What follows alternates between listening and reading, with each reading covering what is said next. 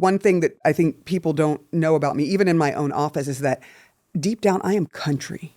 I mean, country. I mean, no shoes, horses, a pet pig, a pet guinea pig, a cat, a dog, picking up snakes.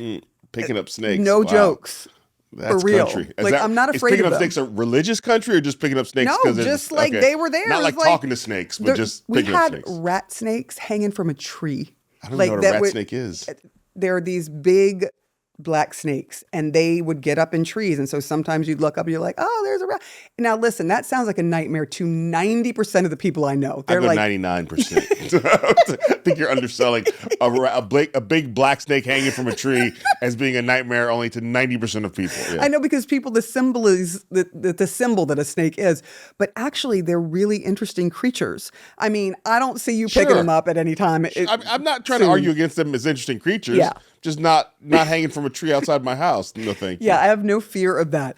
But there's also another part of me that's really a city girl. So I'm a lot of things, but I think being an only child set the stage for me to find so many things interesting and be curious about other human beings, because I was alone a lot with animals. So animals and I, like, we have a language, right? Yeah. I wanted to be Dr. Dolittle so bad. So bad. I still to this day, I'm like, I'm sure you can understand me. Now, please speak back. We don't have to tell anybody.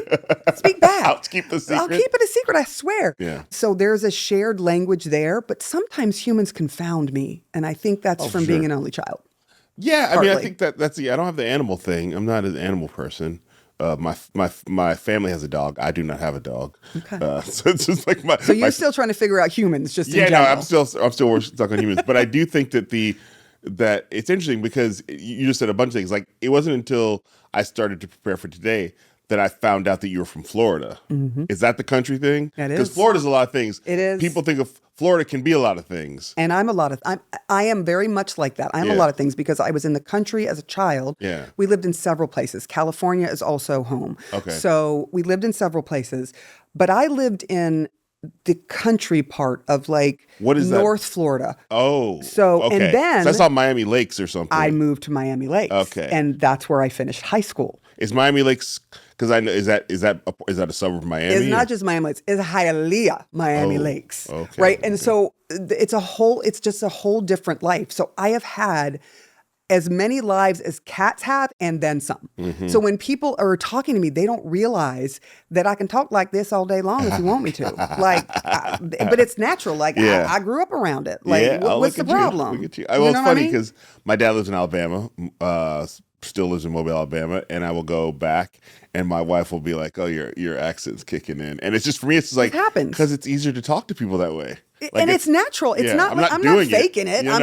This is the accent that's in my head when I'm talking to myself. It is that accent. You talk to yourself in a Southern accent? Yeah. That is. Is that weird? I mean, it's not weird. I just didn't know it.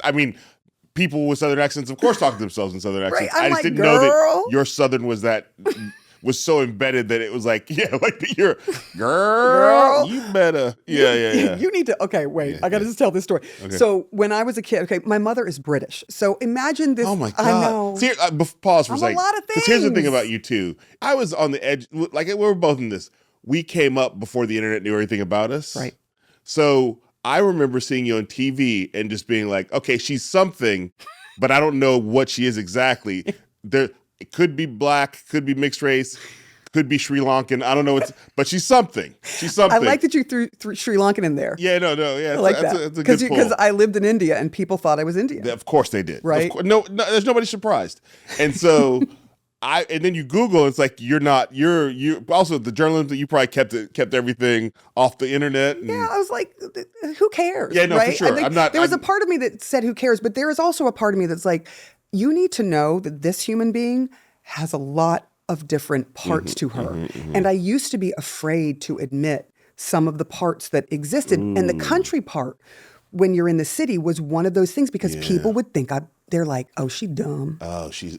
right, which is such a asinine thing to think about people from the sure, South, for right? Sure. You think about the beginning of this country, all of our great black intellects were from the South, you know, Right, because people how it, forget. yeah. But so there was this pulling back of telling that side of my own story, even with friends, especially when I was in Miami, right? Yeah, because Miami is like sort of considers itself to be not the South. Right. Because it is like almost a different country. Yeah. The way in which people are in Miami, because you have a huge Caribbean influence. You've got Jamaicans, you've got Haitians, you've got the Cubans, right? And it is a true mix from the Caribbean and Latin America that you don't see in the rest of the state. Yes. Right? No, it's Not like that.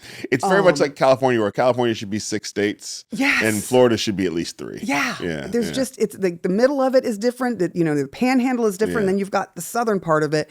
And then you've got Orlando, where everyone's like, oh, Disney World. So it's a lot of things, but I'm a lot of things. So wait, and I interrupt you, British mom. Yes. My mother is from Britain and not from London. She's from the countryside. Oh, so you earned it twice, the country. Yeah, I'm double country. Yeah. I'm in near, she was near Leicester, and I meet British people all the time. I was like, oh, my mother's from near Leicester. And they're like, oh, yes, we know. And I was like, do you know where? And they were like, I'm sure we know. And then I tell them where, and they're like, never heard of it. And I'm like, right. Because there's like 3 people that live there, and those 3 people were my family. Yeah. And there were a lot of farms. And so the country is really a full half of me. Like I'm deeply embedded in love in the country. So you're mixed black and white, and then also mixed country and city. Yes. I mean, country and city. That's a good way to put it. But when I was living in the country, living in a city, living in a country. When I was living in the country, there was this little school that I went to, and my mother wanted to make absolutely sure that I knew the black side of my family. My father was not involved much in my life. That's black, mom's white. That's correct. I mean, you said white, British, I assume, but I didn't want to. No, there are black Brits, of course. Idris Elba exists. She made sure, she was like, this is a part of you. You must know this. And so I spent a lot of time with a lot of my relatives from my father's side, my grandmother, my uncles and aunts. And another way, you know, in the South, people from all over the place, she's a single mom. So I'm going off to, school. And we had this one class where I cannot get it out of my mind. I can see vividly there was a teacher, and she would bring her mother in, who was probably in her early 70s, late 80s. And she came in to play the piano for us. And she would bang on that thing like she was, I don't know, think of somebody, Ray Charles is too tame. Okay. She was like the Black Liberace. She would go off, right? Okay. And she used to sing this song, and she would bang on the piano. She's like, "Great balls of fire!" She would get so fired up. Jerry Lee Lewis. That's what I actually thought. Yes. Was it banging on the piano? I thought Jerry Lee Lewis. Thank you, Jerry Lewis. So she would bang on it, and then she would get so hyped up. She would say, "Great balls of fire." And from that moment when that happened, because it was like something, the spirit took over her. And my mother happened to be in there once. So that is a language that my mom and I will say to each other. When things are getting crazy, we like, "Great balls of fire." But those are the memories. It's like the core memories that I have of the South and Black folks and the care and excitement in the stories that they would tell, and the way that we tell stories. So much of that came from those experiences.